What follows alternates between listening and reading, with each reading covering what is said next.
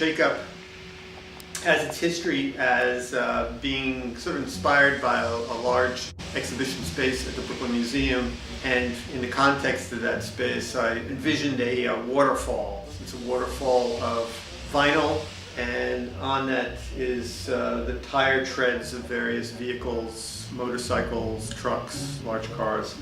The symbolism of this waterfall of vehicular traffic is the way our natural spaces, natural landscapes are being subdivided into ever smaller biospheres that no longer can sustain the wildlife that used to inhabit them.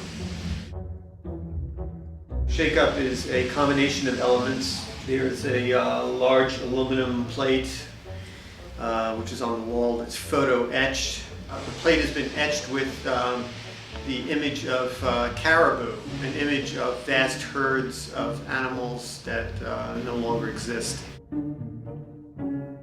The third element in this piece is a large wax house.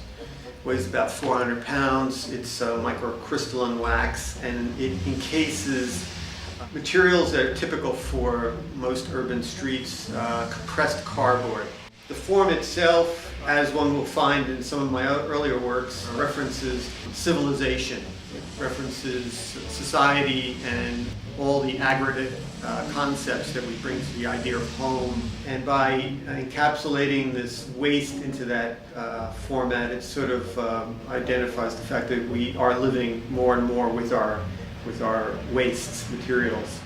When one thinks about the natural environment that, say, your great-grandfather knew 150 years ago, and compare that with the natural environment we have today, it's a very different thing. I think the shock for me was actually when I went out west for the first time.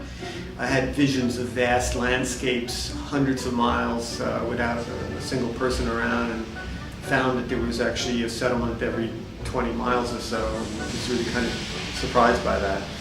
So those kinds of remote places are vanishing fast. There are some in our national parks, but even those have been whittled away in the past 2 decades. If it's not for oil production or mining or forestry, then it's for something else. Natural unspoiled wilderness is a rare commodity.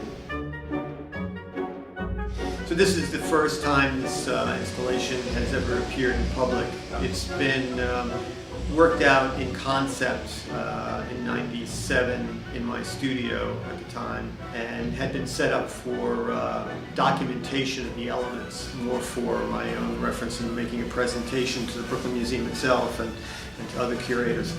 So as a result, it was quite a surprise to see how all the elements came together in its final rendering. So as much as it is for the public a surprise, it was for myself.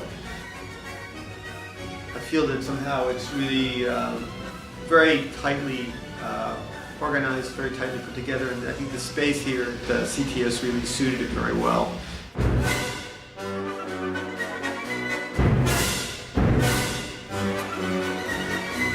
I'm Ron Rocco, and this is Shake Up.